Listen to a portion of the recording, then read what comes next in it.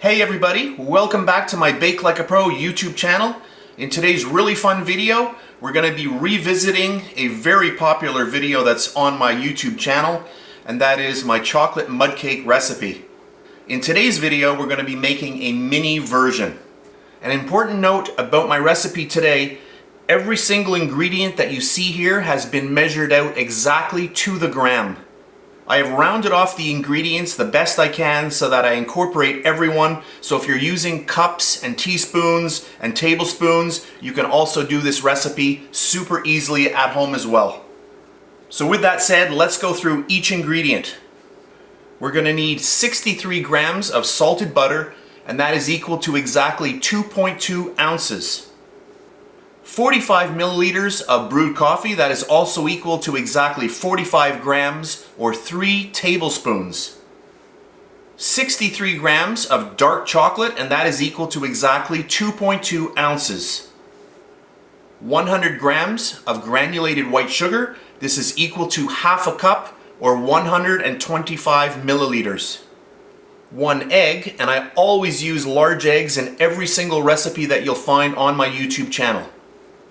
75 grams of all-purpose flour, and this is equal to exactly half a cup or 125 milliliters. In some countries, all-purpose flour is called plain flour. It's exactly the same thing. 30 grams of milk, this is also equal to 30 milliliters or 2 tablespoons. 14 grams of cocoa powder, that is equal to 2 tablespoons or 30 milliliters. And I am using Dutch processed cocoa powder in my recipe today. 10 grams of vegetable oil, this is equal to 10 milliliters or 2 teaspoons. 1 gram of baking powder, that is equal to a quarter teaspoon. And our last ingredient, 1 gram of baking soda, that is equal to a quarter teaspoon as well. So those are the ingredients, so let's get started. To start off my recipe, I have a heat-proof glass bowl, just over a little bit of simmering water. So the water is going to provide heat, and it's going to start melting all of our ingredients in our bowl. So I'm going to get in all of our butter. So this is basically the same simple technique that you'll use when you're making brownies. We'll get the butter in, and then all of our chocolate, our white granulated sugar, and then our coffee. And the coffee, it doesn't matter if it's room temperature or hot. If it's hot, it's going to help melt everything a little quicker, but this is going to go very quickly as it is. You don't need to have your water boiling in the pot, just a simmer, and that's just going to slowly start melting all of our ingredients. So I'll just let this start melting, and then I'll come back in a couple of minutes. So this is about 2 minutes later, and you can see that everything is really starting to melt nicely. So I'm just going to let that go and come back in a few more minutes. So this is a couple minutes later. I'm just going to get my whisk in here, and you can see that everything is melted now. And I'm just going to stir it. And you can see how nice that mixture is. Look at that, when everything comes together. And this smells amazing. Look at that. Ooh. So now, I'm going to get this off the heat. I'm going to let it cool for about 5 minutes, and then we're going to add in all of the rest of our stuff, and we'll finish up the recipe. So this is a good 10 minutes later. During that time, I was creating the little parchment paper circle for my baking tin, which I'll show you in a little while. So this here has cooled down. Now I'm going to add in my milk, and that's going to drop the temperature of this even further. You can already see that it has just by how the chocolate reacts with it. We'll mix that around, and then I'm going to get my egg in there. So if you're in fear that your bowl is too hot, do not add your stuff right away. You can wait 10 or 15 minutes until you feel comfortable that the batter is actually just warm and not hot, because you don't want to start scrambling your egg in the mixture. Get that all mixed, and then my little bit of vegetable oil. And I want to get all of this really well incorporated before we sift in our last ingredients.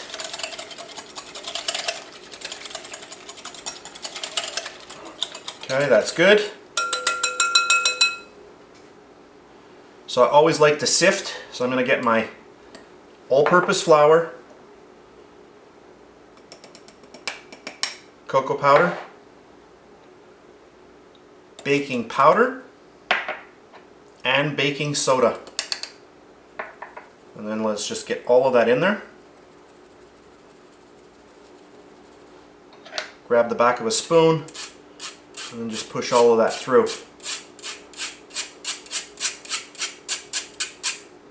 Perfect.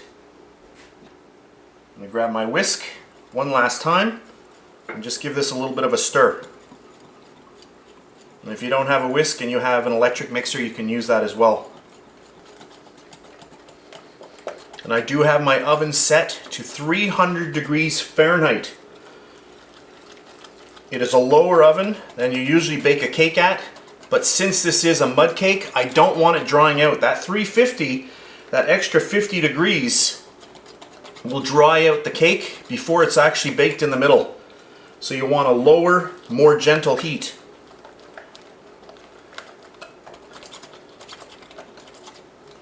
So that's good, just make sure everything's mixed.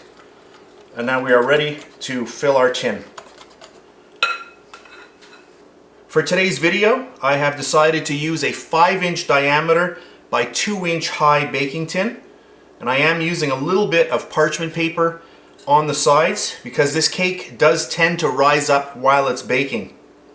If you don't want to go this way, you could go with a baking tin like this. This one here is 6 inches in diameter by 3 inches high, and then you won't have to use the collar like I'm using here.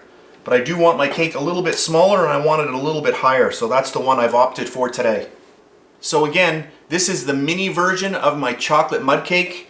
I never realized that this cake would become so popular on my YouTube channel. As I'm filming this today, my other mud cake video has almost 8 million views, which is just amazing.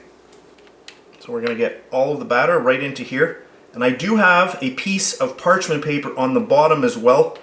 And that's just going to enable us to bring that cake very quickly and nicely right out of this tin. This smells amazing. I am using a spatula. I want to make sure that I get everything out of our bowl. And that's good. And I'm going to get this onto a little pizza tray. And now I'm going to pop this into my 300 degree Fahrenheit oven. I'm going to bake it off and I'm going to tell you exactly how long I baked it when I get back. Hey everybody, we are exactly 1 hour into the bake time right now, and I just wanted to show you how much the cake has risen. If I had not used the paper collar, you could see that the cake would have overflowed onto the tray. So that's why it's important to use the paper like I'm using today, or use a very tall tin. Now when I bring this out of the oven, it's going to deflate again, but this cake really likes to rise up in the oven, so be very, very aware of that. So here we go, right out of the oven. I baked my cake for exactly 1 hour and 10 minutes at 300 degrees Fahrenheit. At this point, this is very hot, so I'm going to let this cool down a little bit and then I'm going to unmold it. So this is about 20 minutes later. The cake is extremely hot still, but I do want to get it out of here. So I just want to make sure that no cake came out. I think we're good. I'm just going to flip it over. It should come out. And there we go. I'm just going to put it on here. You can see the parchment paper on the bottom. I'll take that off right now actually. So you just peel it off. It's extremely warm still. And then the little paper collar, you just lift that right off. And there we have it. And that cake looks amazing. I just wanted to zoom in. I'm kind of excited about this cake. I really, really love this recipe. This smells amazing. I just wanted to show you before we finish it off. It's still extremely warm right now, so we have to let it cool. But, ooh, you can see how nice this cake is. Hopefully the camera's picking up how nice this cake is. This is going to be the most fudgiest cake that you've ever tasted. If you've tried my large recipe, you know what I'm talking about. So this is the mini version that we're working on today. So I'm going to let that cool. I'll be back in a little while. So now that my cake is completely cool, I'm just going to take a little slice off the top. And this is optional. You don't have to do it, but I like the top of my cake to be nice and straight.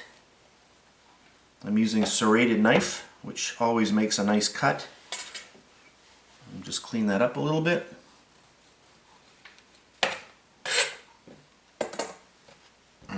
That is nice. And I'll just show you how nice this cake is. You can see that the crumb is a lot more tight, just like a brownie. It looks just like a brownie. Of course, I'm going to have to taste a little piece. Amazing. That's really, really good. You have to remember that when you're making this cake, it is going to be a little bit more dense, and it does taste exactly like a brownie. It's super, super chocolatey, and it's very fudgy as well because of that dense texture. For our recipe today, I'm actually going to cut this again in half. I'm going to put a little bit of chocolate ganache down the middle. And if you want the recipe for my dark chocolate butter ganache, I will put a link to that in the description box below this video. Look at how nice that cake looks. It smells amazing. So I'm just going to clean up, and then we're going to finish off the video by getting on that really nice chocolate butter ganache onto our mud cake. What I have here is a dark chocolate butter ganache, and I'm just going to get that on in the middle, just a little bit. In my original video I didn't put any, but I think I will on this one. And just get that around.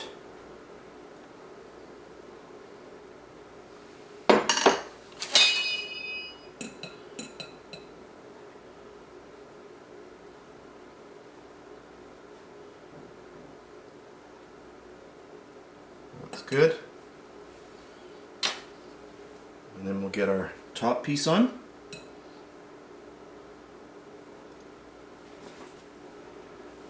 I'll get some on the top.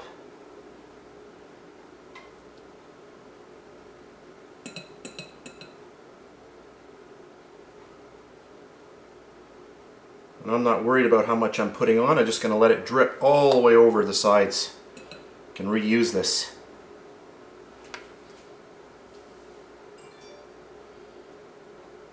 And if you want to help it a little bit, you can just grab your spatula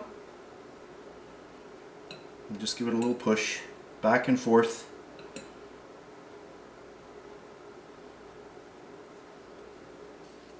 I think that looks pretty good. Just give it a little spin here. As I was saying, this is a very, very rich cake. So we have our mini chocolate mud cake and then a very rich dark chocolate butter ganache on the top. So the only thing that we have to do now is just let this completely set up. So I'm going to let that set, and then I'll come back a little while later.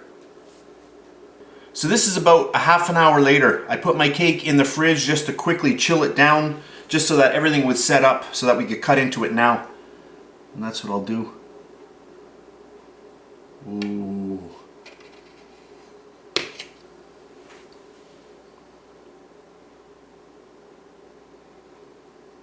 I can feel how moist this cake is as my knife is going through it. I'll just get in here with a little spatula, make sure we've got a nice break, and then I'll lift this out on camera so you can see this. Wow. This cake is very, very dark. I have my studio lights really bright. You can see from the plate here, and it still looks dark. And there we have it. Of course, we're gonna have to zoom in and turn this around. Oh, that looks amazing. Now that I've zoomed in, hopefully you can see how nice this cake is. And this cake is actually probably darker in real life than you're actually seeing right now, because I do have my lights on a very high intensity to try to illuminate the scene here. But this cake, super, super dark, and that's because of the mixture of the dark chocolate that we used and also that cocoa. But anyway, you can see that. So we've got our mud cake, and then we have our dark chocolate butter ganache in the middle, and then the mud cake on top, and then of course our dark chocolate butter ganache all around the top. An amazing cake. I really hope you try this out. So now let's go over to the actual cake itself. So I'm just going to give this a little bit of a turn so you can see how nice this cake is. Which way am I going to go here? Like this. And you really do have to try this cake out. I'm going to grab my fork and let's make sure I'm on camera. I'll give you a good view here. And look at this.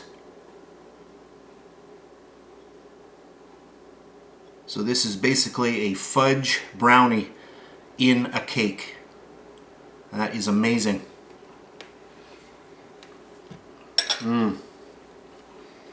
That is really, really good. You get that nice soft texture of the butter ganache on the top. Very, very soft, really nice.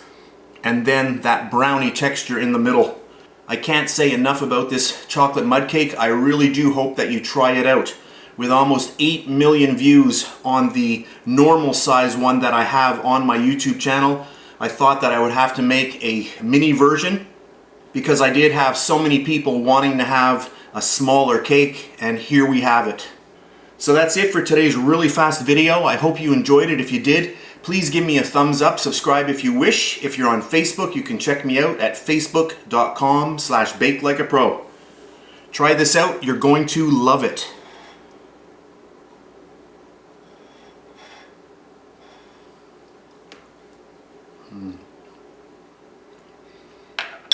That is so good.